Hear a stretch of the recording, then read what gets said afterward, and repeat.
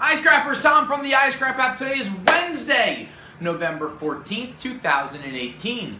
Sorry for being a couple minutes late. Always have something to do. We kind of had to change scenery because there's never a dull moment in the day of a life of a scrapper, whether it's a scrapyard owner, a scrapyard worker, a scrapper out on the streets, anyone doing kind of construction. So don't forget, while we're doing these live feeds, feel free to reach out, ask us questions. We'll try to get you as many answers as we can. It's always what we're here to do, to help you learn more about scrap. Give us your comments. If we can answer questions during, great. If we don't get a chance to, please don't be insulted. I promise we'll get those questions answered as quickly as we can. But most of the time we've been seeing that other people have been answering the questions, and they've been giving people pieces of ideas and advice, and it's worked out really, really well. So hopefully we can continue to work as a community going forward and just kind of learn from each other. So in the last week we've seen election finalized. We saw copper prices drop slightly. We saw steel rise, and overall we've seen a lot of really positive things. Now, we continue to say we're waiting for the meeting in Argentina a little over 2 weeks from now, about 17 days. That continues to be the hot topic. Now, let's talk about that meeting in Argentina between President Trump and President Xi. We have such a big optimism, but at the same time, we have a big amount of pessimism. Now, things that we're optimistic about: A, they're sitting down to meet. That's huge. Them talking to each other is something that we really are happy to see, because we've seen meetings being canceled in the last few months. Second piece of news that we've seen Chinese diplomats talking with American diplomats about this exact problem. The economic advisor for the U.S. is talking to the economic advisor for the Chinese, and they've been having talks for the last couple of days, and I believe they have more going on today. So the fact that they're talking already, that means they're hopefully starting to lay out the groundwork on how we can come to an arrangement to put a hold, a lessen, or to stop some of these tariffs. If that continues to progress positively, we're going to see a very good chance of having some type of a deal struck in 2 to 3 weeks from now. Now, of course, the deal isn't going to be signed overnight, but positive pieces of news that we could see coming from this: the U.S. is in line to set another round of tariffs in January. If we see those tariffs postponed, that's going to mean that we have a very, very good meeting. That's going to mean that we have a lot of positive talking, and that's going to lead to possibility of copper and aluminum prices jumping 15 to 20% in 2019. Now, I've said this for a while. We're looking for that date, June 1st, 2019. People will ask me where I get that from, and that's roughly about a full year, a little less than when a lot of the tariffs started to go into effect. And if we can start to see positive steps between now and June, that means that we might start to see these copper and aluminum and stainless prices, a lot of these non-ferrous prices, begin to rebound. That's the key. We want and need a rebound. So that's what we're continuing to look out for. And until the meeting happens in a few weeks, we can only be optimistic, because it really beats being down on our luck. But let's talk about a couple of good things that we saw going on. Oil prices have fallen for a 13th consecutive day as of an hour ago, before we did this live feature. What does that mean? That means that we've seen the gas prices drop down. That means that it's going to be cheaper to move material. That means that when you're out on the road, you're going to be able to start to move your material and make more money. And then you pair those cheaper gas prices with the steel prices going up again. They've been on a tear for the last 6 or 7 weeks. We saw them jump another $3 to $5 per ton.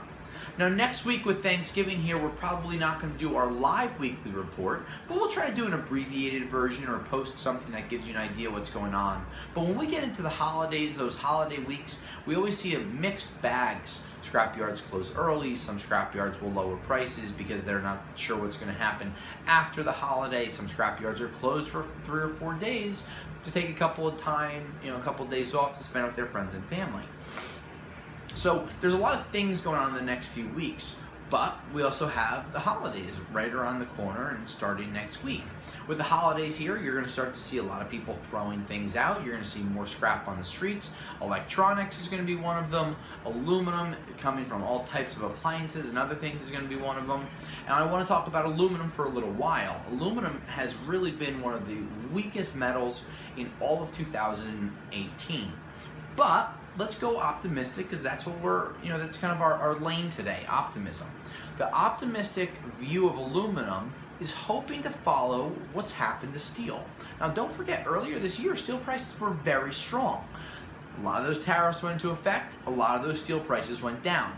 Now, we've started to see positive signs, and of course, supply and demand is going to outweigh tariffs sometimes. If mills and furnaces and countries need materials, they're willing to pay more for them worldwide, which is what's led the steel prices up, where aluminum still has very heavy tariffs, and we're not sure where it's going to go. While aluminum prices are trading near 3 or 4 year lows, we're still seeing the lack of demand, and that's part of the reason that a lot of the prices are down. Yes, companies like Ford, Chevrolet, auto manufacturers are using aluminum for their cars, but we're looking for a big kind of world rush here to really pop that metal up another 10-15 cents. We've seen a lot of these prices reported for sheet aluminum, which is generally the most common grade that's reported online, between 20 and 37 cents a pound. Those are really low numbers. With those low numbers, we've seen a lot of people talking about holding on to materials, not selling until the prices jump up. And listen, at the end of the day, your opinion is yours. You're right, I'm right. Everyone as a collective group gets to have their own say. I've continued to say for years, get it, sell it. But with prices being as low as they are, maybe you wait a month right now for the aluminum market. Copper is still relatively strong, but if you're in a gambling mood, you might want to wait until December to see what happens with these meetings between the US and the Chinese down in Argentina. If we see some positive news pop out, you might easily see copper prices jump 7 to 15 cents within a week. But if we don't see that meeting take place, if we don't see positive progress, and if we see the talks stop, I would expect copper prices to dip 7 to 10%. I'm not an expert. I don't know. I don't study every single worldwide metals chart that I can. What I do know is this. This is one of the weirdest times that we've seen in the metals world ever. 10 years ago, we saw copper jump to $4 a pound, when traditionally it was a 50 cent to $1 per pound item.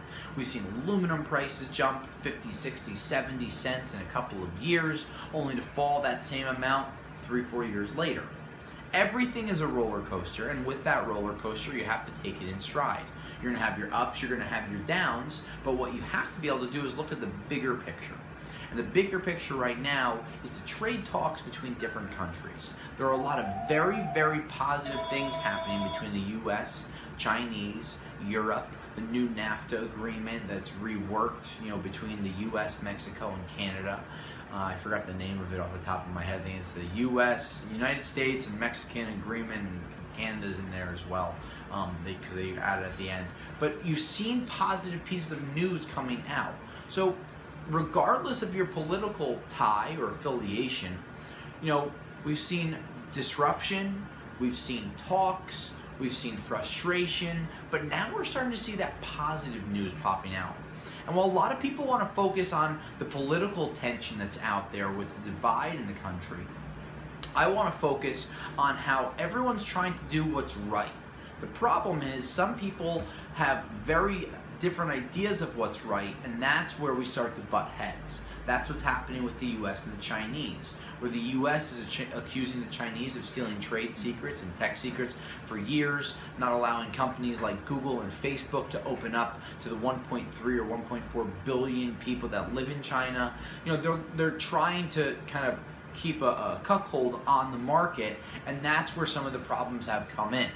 So we're watching these markets and we're trying to react to them. You know, the dollar has risen to 1.5-year highs. The U.S. has become the world's largest oil producer. I mean, these are things, the U.S. hasn't been the largest oil producer in over 40 years, since the early 70s. So you're looking at all these different deals going on, and we don't know how things are going to shake up. We've seen regulations lifted, we've seen jobs added, we've seen unemployment pushed down, but at the same time, as a scrapper, we've seen metal prices pushed down. So you want to look at all these positive things, but of course there's going to be negative as well, because that's what we're here for. That's what we're talking about. We're talking about scrap and how it affects things and how hard it is to sell things and how electronics have become such a tough market to move right now. All the things that we've talked about for months are still there, but right now there's a little glimmer of hope, and we're hoping in the next 2 or 3 weeks, maybe we see a early holiday miracle here to see some of these sanctions and tariffs lifted, and that would be a positive piece of news. Question? I have a question. Sure. So leading up to Thanksgiving, some people might be looking to get a couple extra dollars in their pocket, whether they're hosting or they're just trying to save up for the holidays. Out of the 4 major categories of metals, we're going to go copper, aluminum, steel, and electronics. Okay. ABCs. Exactly. Aluminum, brass, copper, steel. What metals would you suggest holding and selling over the next week until we do our shortened weekly update next week? Yeah, great idea. I mean, going back to the early part of the weekly report a couple of minutes ago, I would hold aluminum. If you're in a gambling mood, I would hold copper. I would sell brass. I would sell steel. I would sell stainless. Stainless is a bit of a dead market right now. There's very, very, very little market movement. So that's what I would recommend. Scrappers, this is Tom from the iScrap app. I wish you a very happy and safe Thanksgiving next week.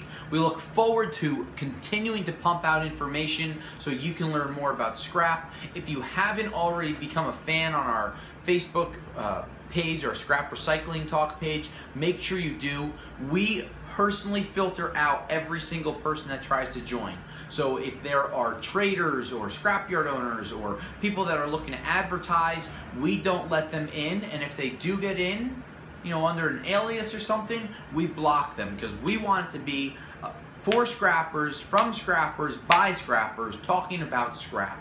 We've seen some awesome comments. We've seen some awesome posts, videos, pictures, tutorials, prices, alerts, and it's been an awesome thing to see. So from us here at the iScrap app, we wish you a very happy and safe Thanksgiving. Until next time, I'll scrap you later.